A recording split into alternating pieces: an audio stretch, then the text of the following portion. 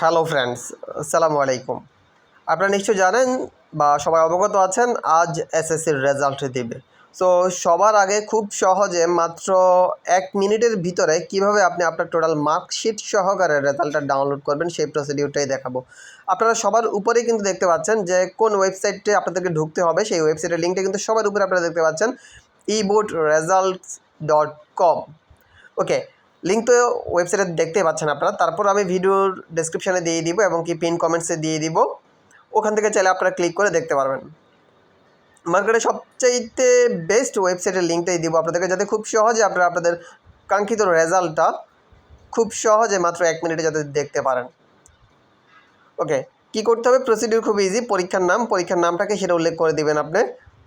SSC পরীক্ষার সাল, আপনি আপনার পরীক্ষার সালটা উল্লেখ করে দিবেন।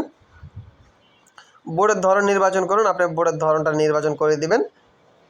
এরপর ফলাফলের ধরন নির্বাচন করুন, কোন ধরনের ফলাফল চাচ্ছেন আপনি। প্রতিষ্ঠানের ফলাফল, সেন্টারের ফলাফল, জেলার ফলাফল, একক বা বিস্তারিত ফলাফল। আপনি সেক্ষেত্রে একক ফলাফল চাইবেন। এককের ক্ষেত্রে কী করতে হবে? আপনাকে আপনার রোল নাম্বার দিবেন, আপনার রেজিস্ট্রেশন নাম্বার দিবেন, এরপরে ক্যাপচা দেবেন। ক্যাপচাটা যদি বুঝতে সমস্যা হয়, যে পুনরায় লোড করুন লেখা আছে, এই পুনরায় লোড করুনে ক্লিক করবেন, তাহলে দেখবেন যে ক্যাপচাটা আপনি দেখতে পাবেন।